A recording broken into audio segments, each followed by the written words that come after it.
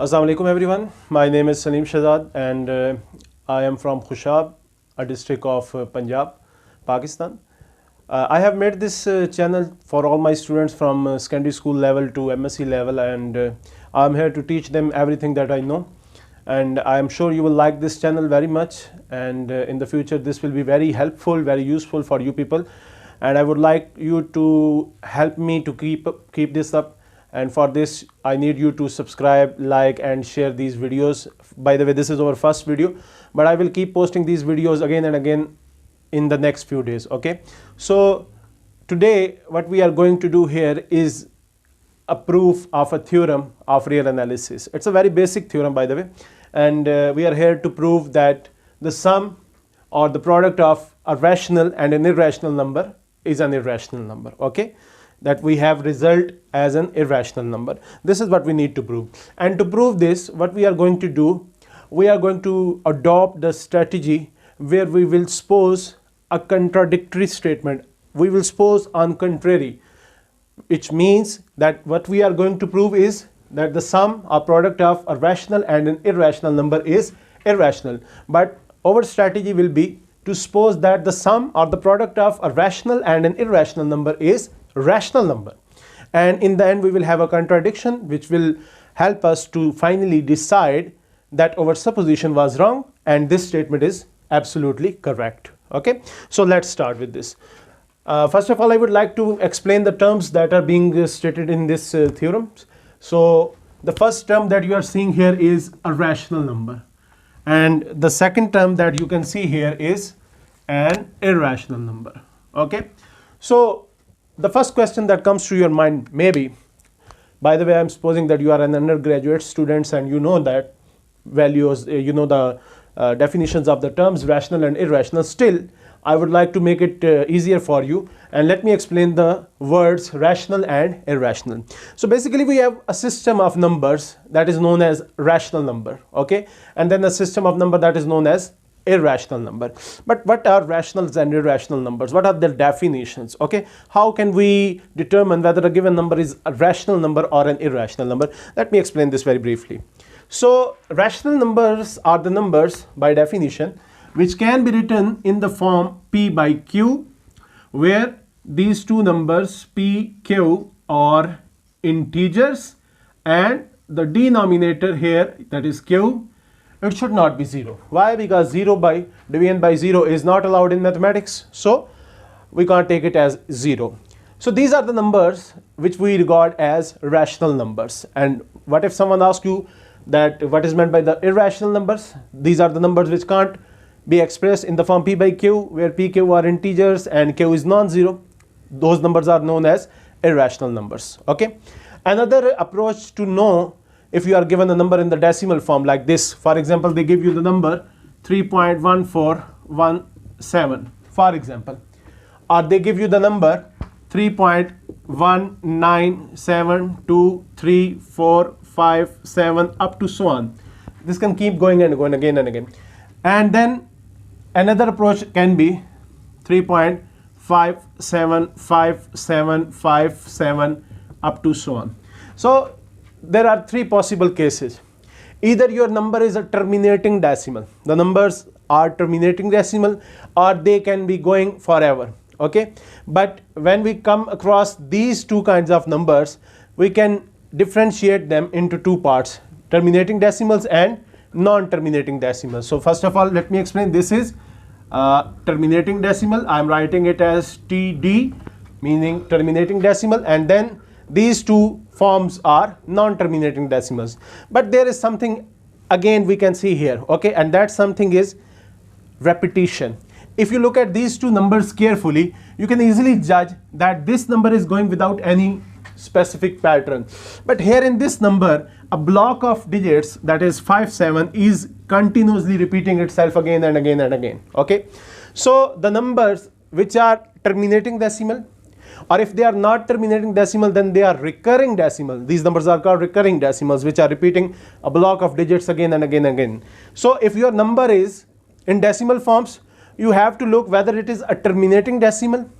If it is a terminating decimal, you will call it a rational number, right? And if it is non-terminating decimal, I mean like this or this one, then you will have to check whether it is a recurring decimal number or non-recurring decimal number. So if you look at this number, again this number is also recurring decimal, so such numbers are also rational numbers. So the only decimal fraction numbers which are not rational are the numbers which are neither terminal decimal nor they are recurring. Okay, so this number here is irrational. I hope so the point is clear. So these are the basics of these theorems, because I am going to use these terms again and again in this theorem. So I thought maybe you should people know that. So let's start with its proof. Okay. So the statement is the product sum of a rational and an irrational number is always results in an irrational number. Okay. So to start with, we will suppose on contrary, but let's suppose the numbers first. And I say let x be any irrational number, because we are giving the general case, we can't consider the particular case, the specific one. Okay, we are ignoring that, we are generally proving it. So let x be any irrational number and r be a rational number.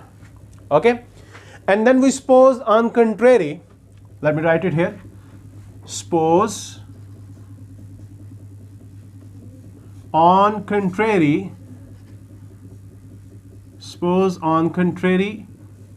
that r plus x is rational. As you people can see from here, what we were going to prove, we were going to prove that the sum of rational and an irrational number is irrational. Okay, but we are considering that their sum is rational, and let's see how will this keep going. Have a look at this.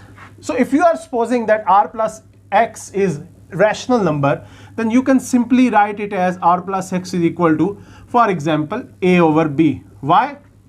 Because it has already been decided that every number that is rational can be written in this form, p by q, where p, q are integers and q is non-zero.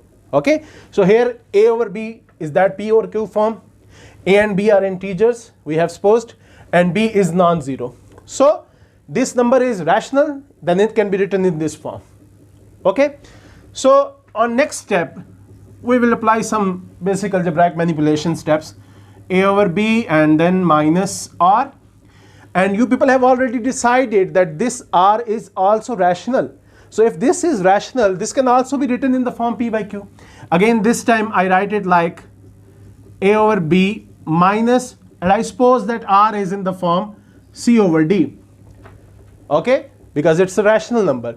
And then you can simply apply your basic arithmetic operations. You can take the LCM, which is BD, and this will give you AD minus BC. Okay, so let's focus on this expression for a moment.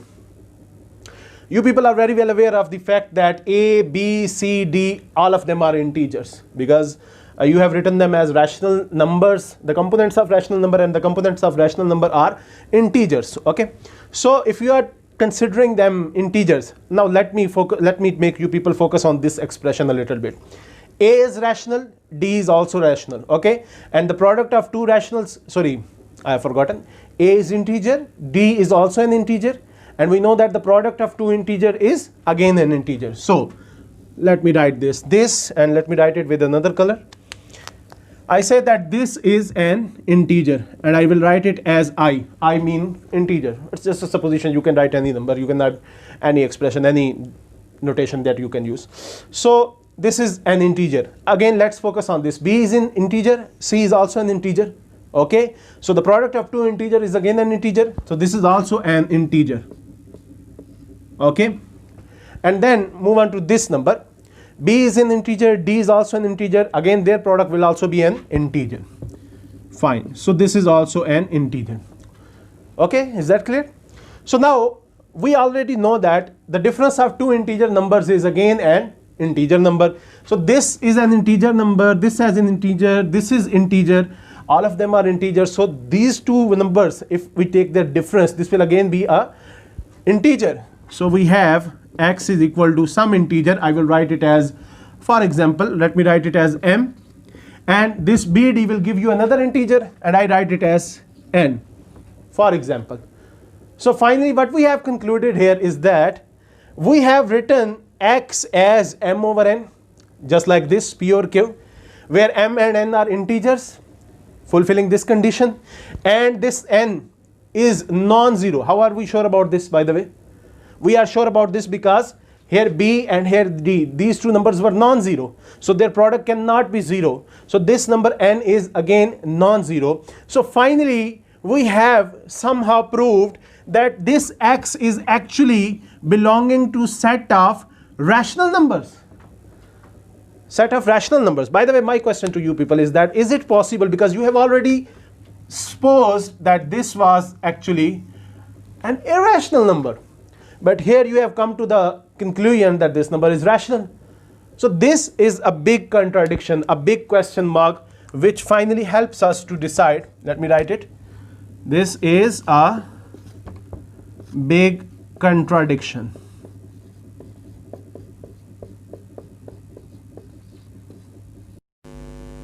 So this is a big contradiction to the fact that we have already supposed that x was actually irrational. Okay.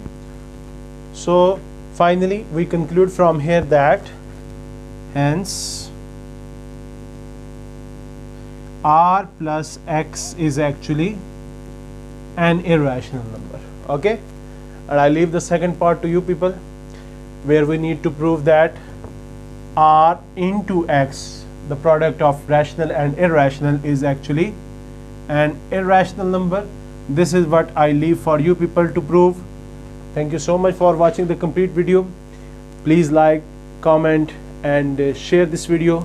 Subscribe my channel, hit the like button and hit the bell icon as well, and keep watching my channel, keep visiting my channel, and I would love you to comment and to give me feedback. I would highly appreciate that. Thank you so much. Thank you so much for being a student of mathematics and for spreading knowledge, for seeking knowledge, because that really matters. Thank you so much. Allah Hafiz.